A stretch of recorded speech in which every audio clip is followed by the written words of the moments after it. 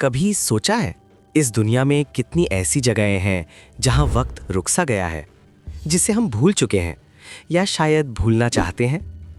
आज मैं तुम्हें एक ऐसे ही गांव की कहानी बताता हूं जिसका नाम था मायापुरी। ये कहानी शुरू होती है बहुत साल पहले, हिमालयन पहाड़ियों में छुपा हुआ एक छोटा सा गांव मायापुरी। चारों तरफ घने जंगल और बीच में एकदम शांत बेफिक्र जिंदगी जीते लोग। लेकिन इस शांति के पीछे एक गहरा राज छुपा था, एक खौफनाक सच जिसके बारे में कोई बात नहीं करना चाहता था। हर अमावस्या की रात गांव को एक गहरे कोहरे की चादर लपेट लेती थी, इतना घना कोहरा कि हाथ को हाथ भी दिखाई ना दे। और जब अगले दिन सुबह होती थी तो गांव से कोई ना कोई गायब हो चुका होता था। शुरू में लोगों ने सोचा जंगली जानवर ले गए होंगे या शायद कोई रात में भाग गया होगा। लेकिन जब ये सिलसिला हर अमावस्या को दोहराने लगा, और वो भी तब जब घर के दरवाजे अंदर से बंद होते थे, तब डर ने अपनी पकड़ बनानी शुरू कर दी। लोग डर के मारे अपने घरों से निकलते ही नहीं थे अमावस्या की रात। दरवाजे खिड़कियां सब बंद कर लेते थे, लेकिन फिर भी सुबह कोई ना कोई गायब मिलता था। उनका नाम, उनकी यादें, उनका वजूद, सब कुछ ऐसे मिट जाता था जैसे वो कभी थे ही नहीं।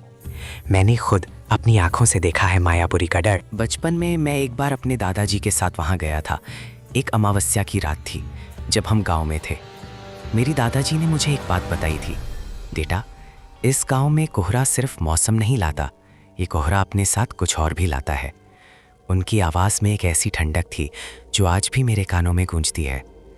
उस रात मैंने भी अपने कानों से सुना था, कोहरे में से आती हुई कुछ अजीब सी सिसकियाँ, और फिर एकदम शांति, एक ऐसी शांति जो चीख से भी ज़्यादा डरावनी थी। अगली सुबह जब हुई तो हमारे पड़ोस में रहने वाले चमन काका गायब थे। उनका घर अंदर से बंद था, बिल्कुल बंद, लेकिन वो वहाँ नहीं थे। उनकी पत्नी चंपा काकी रोए जा रही थी, लेकिन उनकी आंखों में एक अजीब सी खालीपन था, जैसे वो जानती थी ऐसा ही होने वाला था। उन्होंने मुझे कुछ नहीं बताया, बस रोई जा रही थी। उस दिन से मैं इस राज को सुलझाने के पीछे पड़ गया। मैंने कई साल इस गांव के बारे में रिसर्च की, वहाँ के बचे हुए लोगों से बात की। हर अमावस्या को एक नया डर, एक नया खौफ लोगों में भर जाता था। एक बार एक बहादुर लड़का रवि, उसने ठाना कि वो इस राज को सुलझा कर रहेगा। एक अमावस्या की रात वो अपने घर से बाहर नहीं निकला, बल्कि वो गांव के सबसे ऊंचे पेड़ पर चढ़ गया। वहाँ से वो सब कुछ देखना चाहता था। अगली सुबह रवि वापस तो आया, लेकिन उसकी आंखों में वो रवि नहीं था जिसे मैं जानता था। वो बोल नहीं पा रहा था, बस खाली नज़रों से इधर उधर देखता रहता था, जैसे उसने कुछ ऐसा देख लिया हो जिसे इंसान का दिमाग सह न सके। कुछ हफ्तों बाद रवि भी एक दिन बिना किसी निशान के गायब हो गया। मुझे पता था कि कुछ गड़बड़ है। ये सिर्फ लोग गायब नहीं हो रहे थे, कुछ और था जो मायापुरी के कोहरे में छुपा था। मैंने अपने रिसर्च के दौरान एक पुरानी पोथी ढूंढी। उसमें मायापुरी के इतिहास के बारे में लिखा था। उसमें एक अधूरी कहानी थी, एक श्राप की, एक श्राप जो सदियों पहले गांव को मिला था। उसमें लिखा था कि गांव के लोग, उन्होंने प्रकृति का अपमान किया था, और अब हर अमावस्या को प्रकृति अपना हिसाब लेती थी, उन्हें अपने अंदर समेट कर। लेकिन इसका असली मतलब क्या था? प्रकृति का अपने अंदर समेटना, इसका क्या मतलब? और फिर एक दिन, एक अमावस्या की रात, मैं खुद मायापुरी में था। मैंने सोचा मैं छिपकर सब देखूंगा। रात के साथ कोहरा घना होता गया, इतना घना कि सांस लेना भी मुश्किल हो रहा था। फिर मैंने देखा, वो सिर्फ कोहरा नहीं था, वो कोहरा अंदर से हिल रहा था। उसमें से अजीब सी आवाज़ें आ रही थीं, जैसे हज़ारों लोग एक साथ सिसक रहे हों।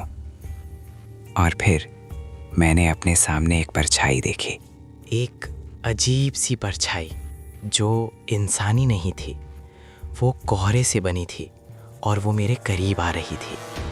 मैंने अपनी आंखों से देखा कैसे एक घर का दरवाज़ा धीरे से खुला और अंदर से एक और परछाई निकली जो उसी कोहरे में समा गई।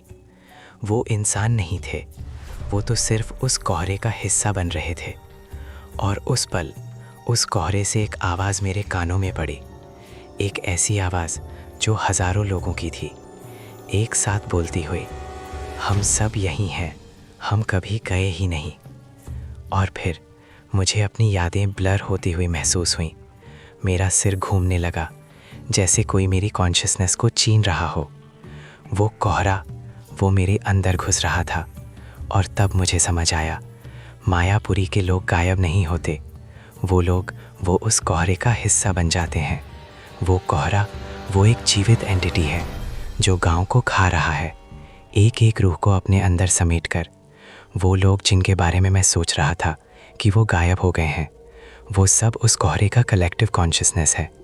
और जो लोग वापस आते हैं, वो तो सिर्फ खाली शरीर होते हैं, बिना किसी रूह के, अगले अमावस्या तक इंतज़ार करते हुए, जब तक वो कोहरा उन्हें पूरा ना खा ले। वो रवि, वो भी वापस नहीं आया था। उसका शरीर आया था, उसकी रूह तो कोहरा खा चुका था। मैं तुम्हें ये सब क्यों बता रहा हूँ? क्योंकि मुझे याद नहीं आ रहा कि मैं मायापुरी से कब वापस आया। मुझे बस इतना याद है कि मैं मायापुरी में था उस रात, उस कोहरे के सामने। और अब मैं जब तुम्हें ये कहानी सुना रहा हूँ, तो मुझे अपने आसपास वही कोहरा महसूस हो रहा है। मेरे कमरे में धीरे धीरे वही ठंडक, वही सिसकियों की आवाज़, वही खालीपन। मुझे लगता है मैं तुम्हें ये कहानी इसलिए सुना रहा हूँ ताकि कोई और इसे सुन सके जब मेरी बारी आए, क्योंकि आज अमावस्या है। डर के माहौल को लाइक करो, शेयर करो, सब्सक्राइब करो और बेल दबाओ क्योंकि अगला डर आ रहा है।